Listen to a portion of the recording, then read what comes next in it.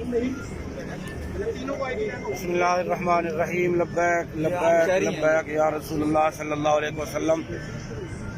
ارباب اقتدار بھی دیکھیں اور ارباب اختیار بھی دیکھیں، امت مسلمہ بھی دیکھیں کہ رات سے کل سے مسلسل بدترین شیلنگ اور سٹیٹ فائر کیے جا رہے ہیں۔ رات ہمارے 2 بندے شہید ہوئے، 40 بندے شدید زخمی ہوئے، اور آج صبح پہلے شدید قسم کی شیلنگ کی گئی۔ جب یہ ناموس رسالت کا کاروان آگے چلا، اب سٹیٹ فائر مارے جا رہے ہیں۔ اب دیکھیں ایک بندہ ہمارا شہید ہو چکا ہے، یہ بھائی ہمارے شہید ہو چکے ہیں۔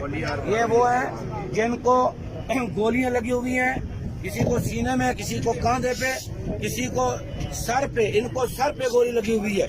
ایک ہمارے بھائی ادھر لیٹے ہوئے ہیں اور ان کو کاندھے پر گولی لگی ہوئی ہے۔ میں آپ سے پوچھنا چاہتا ہوں، گولیاں کن کو مار رہے ہو؟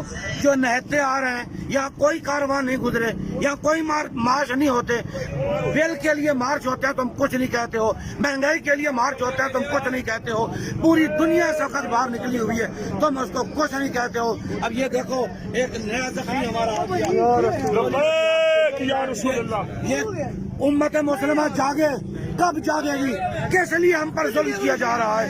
اس ملک کے دشمنوں پر فائر نہیں ہوتے، اس ملک کو لوٹنے والوں پر فائر نہیں ہوتے، اس ملک کے راز اگلنے والوں پر فائر نہیں ہوتے۔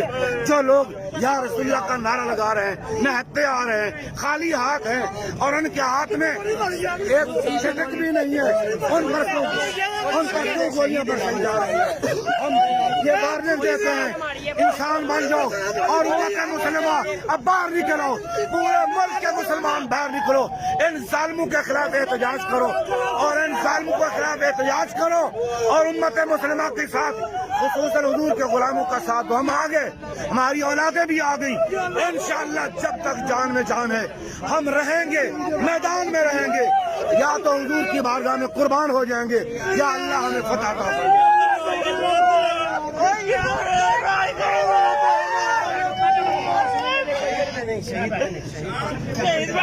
آپ لوگوں کی